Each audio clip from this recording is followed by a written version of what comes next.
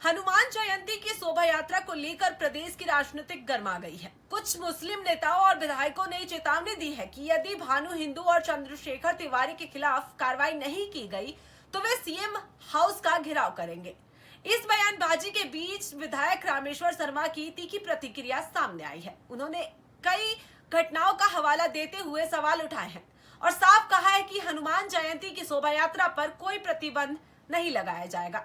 क्या है पूरा विवाद, देखिए हमारी इस रिपोर्ट में। हनुमान जयंती की शोभा यात्रा को लेकर बयानबाजी लगातार तेज हो रही है। कुछ मुस्लिम नेताओं और विधायकों ने कहा है कि यदि भानु हिंदू और चंद्रशेखर तिवारी के खिलाफ कार्रवाई नहीं हुई तो वे मुख्यमंत्री निवास के बाहर प्रदर्शन करेंगे। इस पर प्रतिक्रिया देते हुए विधायक रामेश्वर शर्मा ने तीखे सवाल खड़े किए हैं। उन्होंने कहा कि वे संबंधित नेताओं से पूछना चाहते हैं कि क्या अन्य आपराधिक घटनाओं में भी उन्होंने इसी तरह सख्त कार्रवाई की मांग उठाई। उन्होंने कुछ पूर्व घटनाओं का उल्लेख करते हुए कहा कि अपराध किसी भी व्यक्ति द्वारा हो, उसके खिलाफ समान रूप से आवाज उठानी चाहिए।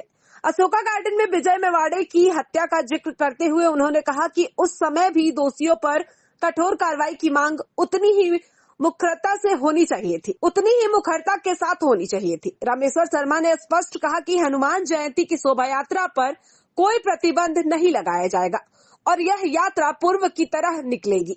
साथ ही उन्होंने कहा कि जो नेता इस प्रकार की मांग कर रहे हैं उनका लोकांतरिक तरीके से प्रतिकार किया जाए।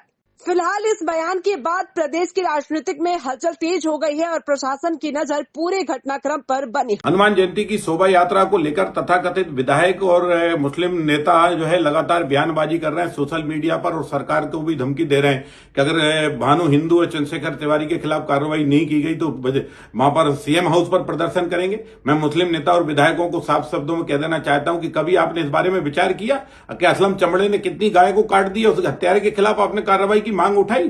कभी आपने निर्दोष हिंदू बहन बेटियों के साथ जो मुसलमान लड़के लगातार लव जिहाद कर रहे हैं, नाम बदल कर हिंदू नाम बताकर लड़कियों को फंसाकर उनको ब्लैकमेल करके उनके वीडियो बनाकर उनके साथ 5-5, 7-7 लोग शरीर का शोषण कर रहे हैं, उनकी हत्याएं कर रहे हैं, उन हत्यारों के खिलाफ तो कभी आपने मांग नहीं उठाई, उनके खिलाफ तो कभी आपने कार्रवाई की मांग नहीं की। अशोका गार्डन में विजय मेवाड़ा राजपूत को निर्दोष हिंदू नौजवान को मार दिया गया, तब तो मुसलमानों ने मांग नहीं की कि उन हत्यारों के घर तोड़े जाएं, उनके जुलूस निकाला जाए, उन पर एनएसए की कार्रवाई की जाए, तब तो आप चुप रहे।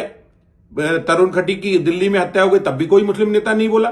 क्या मुसलमानों तुमको इस बात की समझ में नहीं आती? गंगा जमनी तहजीब केवल नारे के लिए नहीं होता, अपनी गिरबान में झांक कर देखो। अगर इतनी हिंदू लड़कियों के साथ बलात्कार, लव जिहाद, लैंड जिहाद और नौजवानों की हत्या, क्या हिंदू इसको बर्दाश्त